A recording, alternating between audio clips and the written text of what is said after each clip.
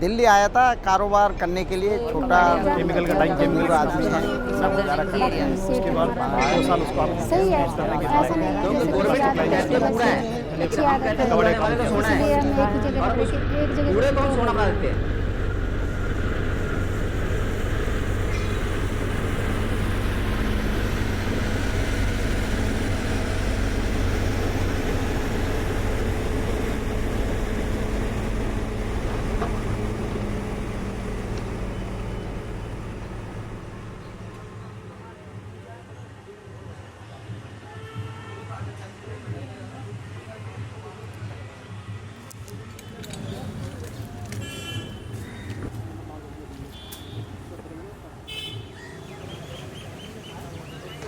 I think if you really look at plastic, it's just everywhere. It's in the rim of the spectacle that you're wearing, it's in the pen that you write with, it's in the mobile phones that you use, it's in the laminate furniture that you sit on. So I think plastic has infiltrated our lives enormously.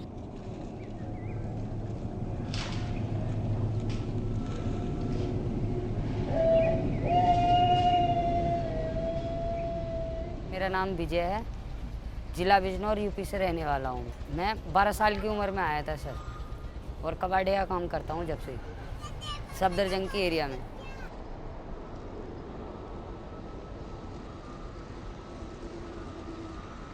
ये जो गंदगी है, पता नहीं किसके घर से क्या चीज़ आ रही है और किसके घर से नहीं क्या चीज़ आ रही है। वो आदमी सांस लेता है, सांस की राह चढ़ जाती है उसके, वो बीमार पड़ जाता है। इलाज कराने के लायक भी उसके पास इतना बजट नहीं है कि वो अपना इलाज करा ले। कोई किडनी का प्रॉब्लम हो जाता है, कोई हार्ट का प्रॉब्लम हो जाता है। मगर यह है कि अपनी जो काम करता है वो काफ़ी आदमी यहाँ से ख़त्म हो चुके हैं इसी प्रॉब्लम से। सर मेहनत करना तो हमारा काम है, मेहनत ना करेंगे तो खाना कहाँ से खाएंगे।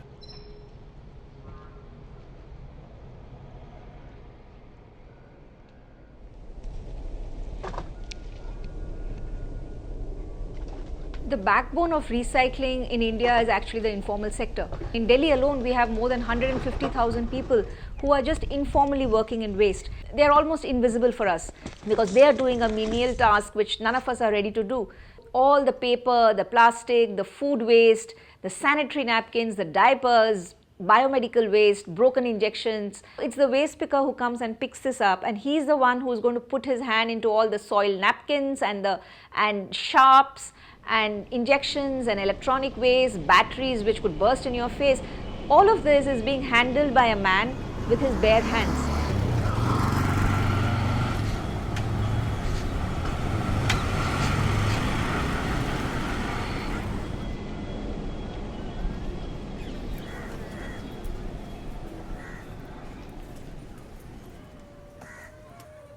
यहाँ पे दिन में हम आते हैं कोई 12 और 1 के बीच में, उसके बाद यही छटाई करते हैं सर।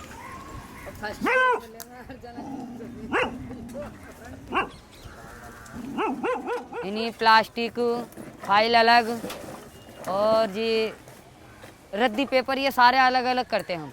गुड्डी अलग करो, बोतलें अलग करो, फाइल अलग करो, पेपर अलग करो, कंच अलग करो। ये हम इसलिए अलग करते हैं क्योंकि हम जिसको देते हैं वे अलग अलग ही अपना माल दूसरी जगह भेजते हैं।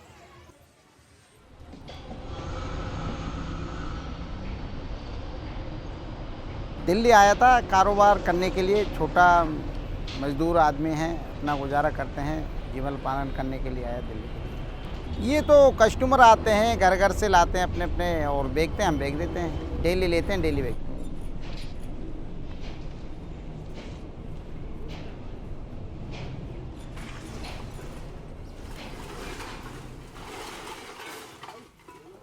ये हम 90 से कर रहे हैं जी, लेकिन 90 से पहले से कर रहे हैं। हाँ, हमारे बुजुर्ग भी यही काम करते थे, प्लास्टिक का ही करते थे। वो ज्वालापुरी में करते थे जी, ज्वालापुरी पश्चिम बिहार। वहाँ से फायर हो गया था, तब वो आग लग गया था। तब यहाँ पे गवर्नमेंट ने खुले में यहाँ पे हमारे को उन्होंने शिफ्ट किया।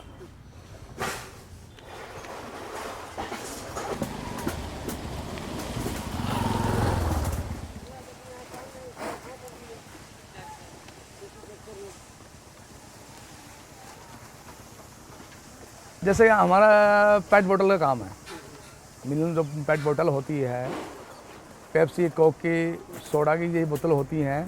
जैसे कि लोग पानी पी के रोड पे फेंक देते हैं, वहाँ पे जो चुगने वाला जो होता है वो चुग के वो और बड़े कबाड़ी को देता है, वो लोग हमारे पास में देता है।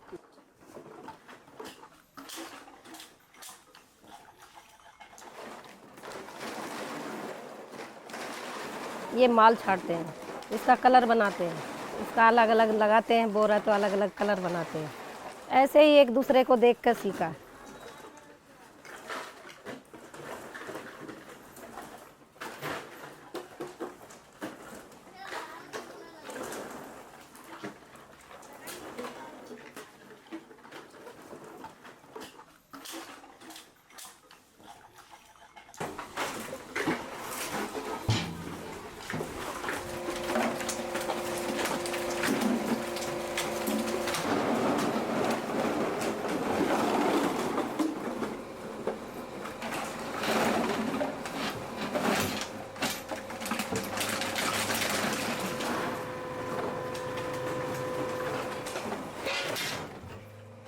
हम तो सफाई कर रहे हैं ना जी। हमने आपको बताया, हम छोटे कबाड़ियों से लेके उनसे बड़ा आते हैं, फिर हमारे पास में आता है, फिर हम इसको साफ करके हम डिस्पेच करते हैं, बाहर दिल्ली से बेचते हैं। उसका फिर वो वॉश करके इसका और फिर रिसाइकिल करके, और हमारे जैसे कपड़े बन रहे हैं, कंबल बनते हैं, दरियाँ बनती हैं, सब इसका यूज हो रहा है। इसका इस स्वास्थ्य भी है ये सब।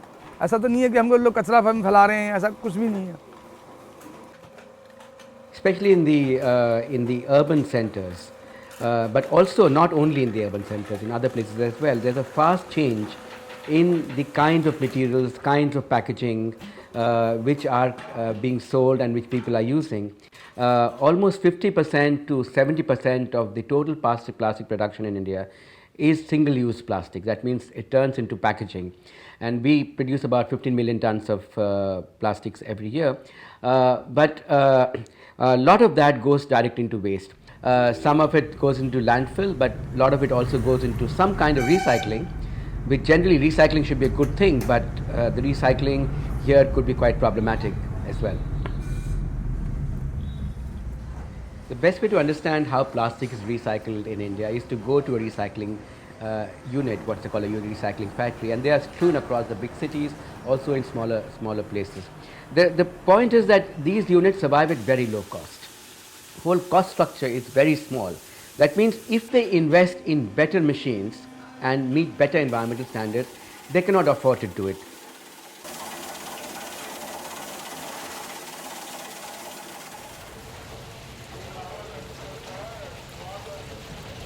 But even if we talk about the 9,000 tons per day which is collected and processed, I think one big question that we all need to ask is that how green is the recycling sector? Putting the point that 95% of these processing units are informal in nature, so they cause a lot of water pollution, they cause a lot of air pollution, and of course there's also a health impact for the workers who are working in these factories which are not regulated. कबाड़े काम 10 साल हो गया आज करते हुए मेरे को। 10 साल से कबाड़े काम में कर रहा हूँ। प्लास्टिक लेते हैं, उसको कटिंग करते हैं, धुलाई करते हैं, और उसके बाद दाना बना के मार्केट में सप्लाई करते हैं उसको। इस लाइन को इसलिए चूज़ किया कि एक तो देश में प्रदूषण समाप्त होएगा और जॉब भी मिलेगा, पैसे भी कमाएंगे इस लाइन के अंदर हम। इसीलिए कई फ़ायदे हैं इस लाइन के। देश को सुरक्षित, मतलब साफ़ सफाई रहेगी देश के अंदर, प्रदूषण नहीं होगा इसके अंदर। इसीलिए मैंने इस लाइन को चूज़ किया, और इसमें पैसे भी कमाते हैं हम इस लाइन के अंदर।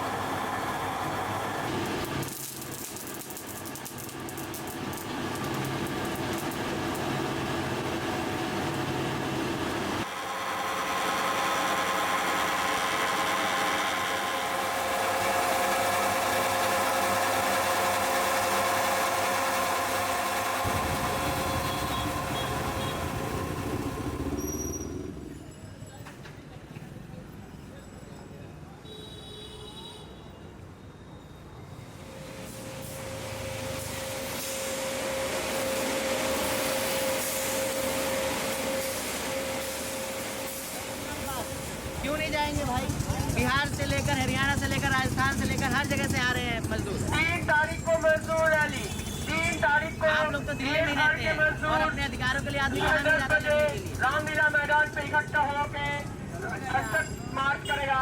25,000 न्यूनतम वेतन के लिए, श्रम कानूनों में मजदूर विरोधी बदलाव के खिलाफ,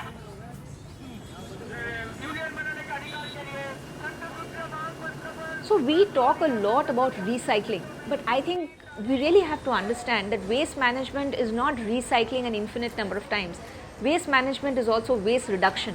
We have to reduce the waste that we have. We have to reduce our consumption patterns, because the more the economy booms, you are happy to buy 2 cell phones, 3 cell phones, you're happy to buy 10 pairs of shoes.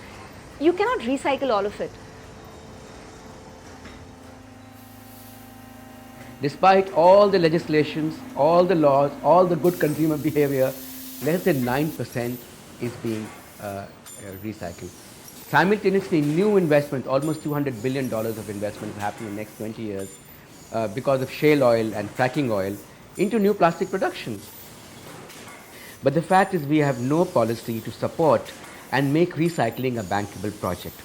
So if you want the recycling and collection to improve, somebody has to pay for it. Right now, I as a consumer pay nothing for recycling. The company which sells me the product pays nothing for the recycling. So once the product is sold, all the cost is borne by the informal sector or by the low-end market and by the pollution and environmental cost. And this is the main problem why recycling is in such a pathetic condition and why the workers' health is suffering the most.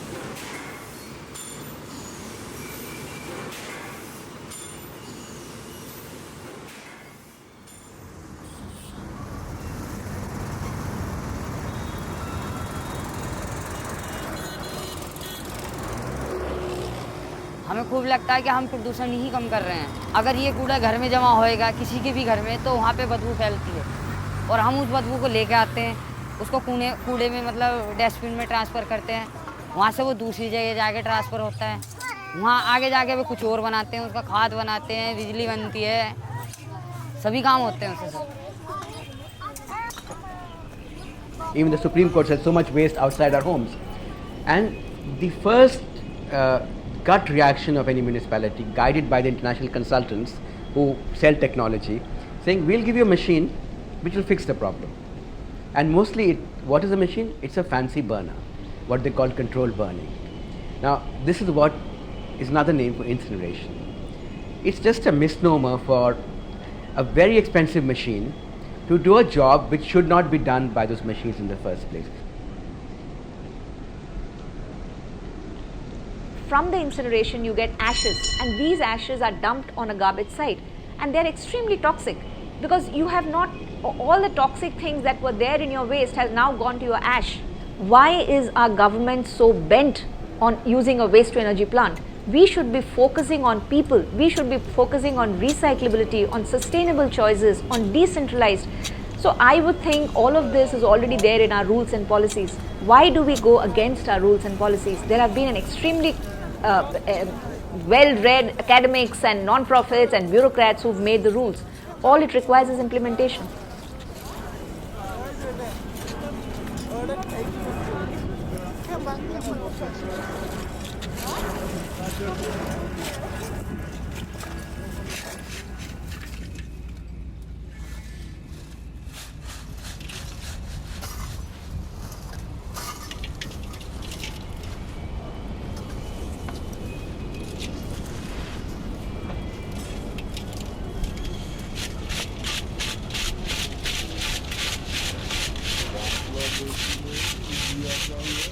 This is not just plastic. This is a symbol of the basic problem of sustainability and climate change we are in today.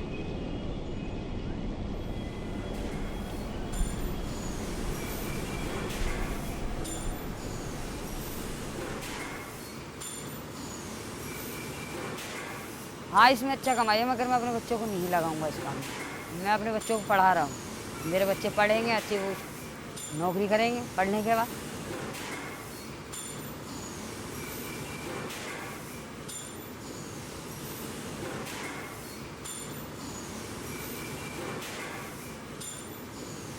अरे अब तो यही काम है, उसके बाद में क्या करेंगे, उम्र पक गई, ज़्यादा उम्र हो गई, अब क्या है, कोई काम फिर चेंज किया जाएगा।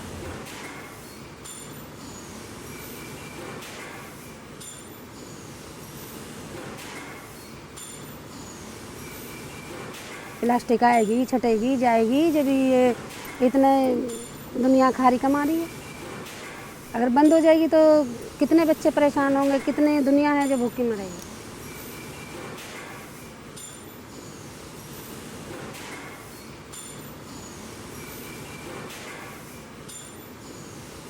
गंदा तो है मगर हमारे लिए तो ये अच्छा ही है, हम कर रहे हैं, हमें आदत पड़ गई इसी की, मजबूरी है हमारी।